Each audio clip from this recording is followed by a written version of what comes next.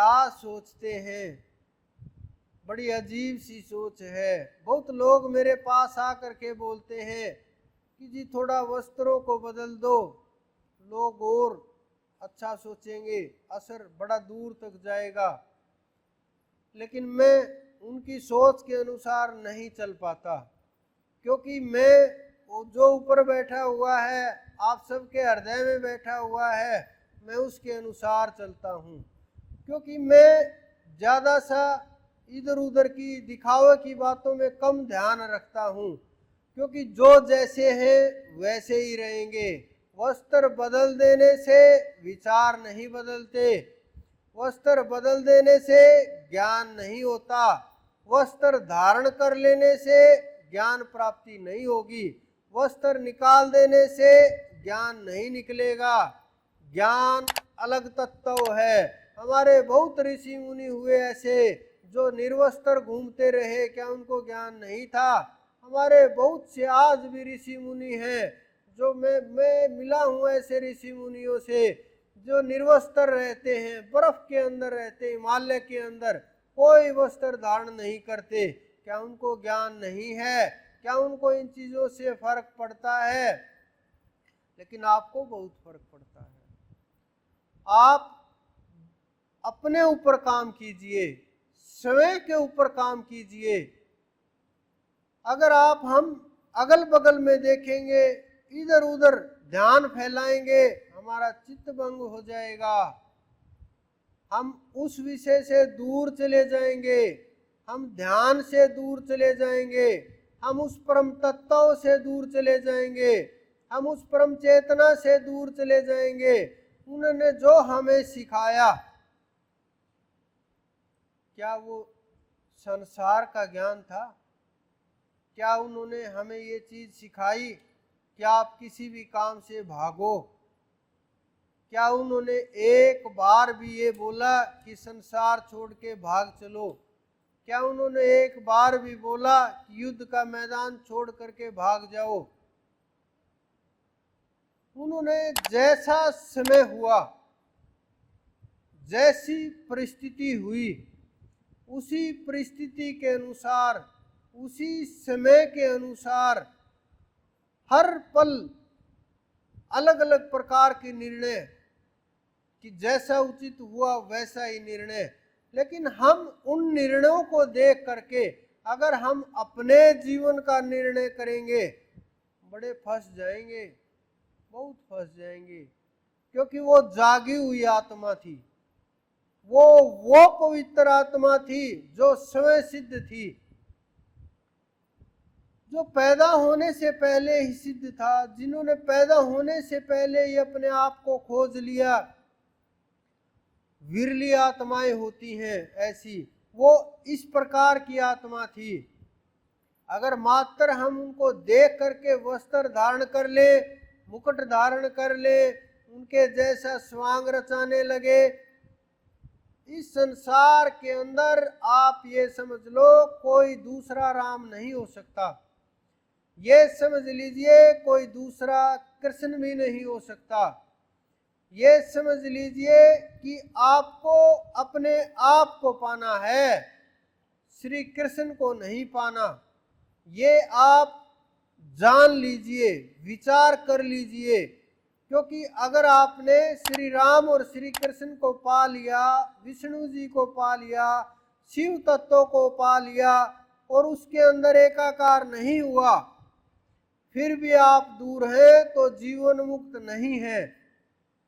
ये हो सकता है आपके करोड़ों वर्ष सुख के अंदर निकल जाए, ये हो सकता है अरबों जन्म वहां कट जाए, ये हो सकता है अनंत अनंत वर्षों के लिए आपको सुख लाभ हो जाए, आनंद मिल जाए, लेकिन आत्मा मुक्त नहीं हो सकती। आत्मा मुक्त जब तक स्वयं को जान नहीं लेंगे, उस परम तत्व को जान नहीं लेंगे, उसकी पहचान नहीं कर लेंगे। ये मात्र बुद्धि का सवाल नहीं है, क्योंकि ये मन बुद्धि चित्त से परे की बातें हैं। अगर आप समझते हो बुद्धि के अंदर जितने शब्द हैं तो हमने जान लिया, ये शब्दों से परे की बातें हैं, ये सोचने से परे की बातें हैं। अनुभव भी वो होता है जो कुछ कुछ विचार बुद्धि के पकड़ में आता है, कुछ कुछ शब्द जो मन तक पहुंचते हैं, कुछ कुछ शब्द जो मन से इंद्रियों तक पहुंच करके वाणी के जरिए, संतों के मुख से, हाथों के कलम के जरिए, संतों के हाथों से निकलते हैं। वो विचार कुछ कुछ ही होते हैं, लेकिन जो उन्होंने पाया, सब संतों ने बोला कि उसका वर्णन नहीं किया जा सकता, उसको जाना नहीं जा सकता। अगर कोई ये बोलता है कि मैंने उसको बुद्धि के द्वारा जान लिया, वो आपको बेवकूफ बनाता है, झूठ बोलता है, आपको धोखा दे रहा है, अपने आप को धोखा दे रहा है, क्योंकि वो बुद्धि के द्वारा नहीं जाना जा सकता, वो मन के द्वारा नहीं जाना जा सकता। शरीर, बुद्धि, मन, इंद्रियां, हृदय ये सहायक हो सकते हैं जानने के लिए, ये नहीं कि काम नहीं आएंगे, बहुत सहायता करेंगे ये। कब तक? जब तक वहां आप पहुंच नहीं जाते।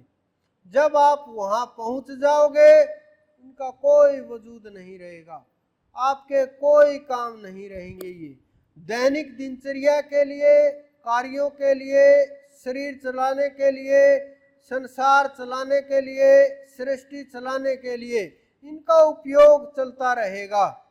कोई भेद नहीं होगा, कोई फर्क भी नहीं पड़ेगा, सब कुछ ऐसे ही चलता रहेगा। बच्चे भी ऐसे ही पैदा होते रहेंगे, काम भी करते रहेंगे, लेकिन आप बस फर्क कितना होगा, आप सावधान रहोगे।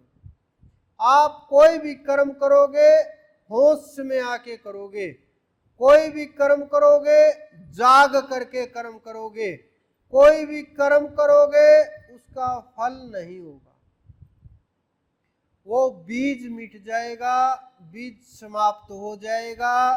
बीज नहीं होगा तो वृक्ष नहीं होगा, यानी कर्म नहीं जुड़ेंगे। अगर कर्म नहीं जुड़ेंगे तो जन्म का तो सवाल ही पैदा नहीं होता। फिर आप कोई भी कर्म करते रहो, अकर्ता हो जाओगे।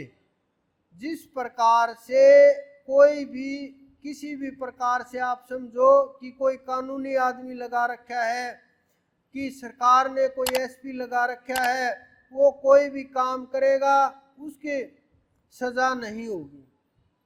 क्या आप कोई काम करोगे, किसी को मारो पीटोगे, आपकी सजा होगी, लेकिन वो उठा के ले जाएगा, मारे पीटेगा, उसकी सजा नहीं होगी, क्योंकि वो कर्म का जिम्मेवार नहीं है।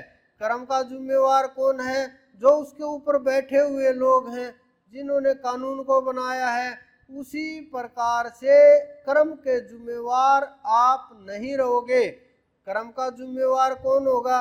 इस कर्म का जिम्मेवार वो होगा जिसने इस ब्रह्मांड की रचना की है, जिसने इस प्रकृति की रचना की है, जो ना कभी पैदा होता है, ना कभी नष्ट होता है, ना इस संसार में आता है, ना जाता है, ना प्रकट होता है और ना खाता है, और कोई भी कर्म नहीं करता, लेकिन सबका गवाह होता है।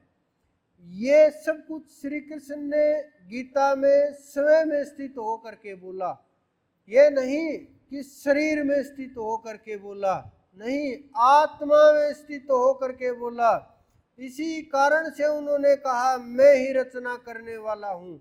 जब आपके अंदर ये आ जाएगा, ध्यान की इतनी मजबूत स्थिति हो जाएगी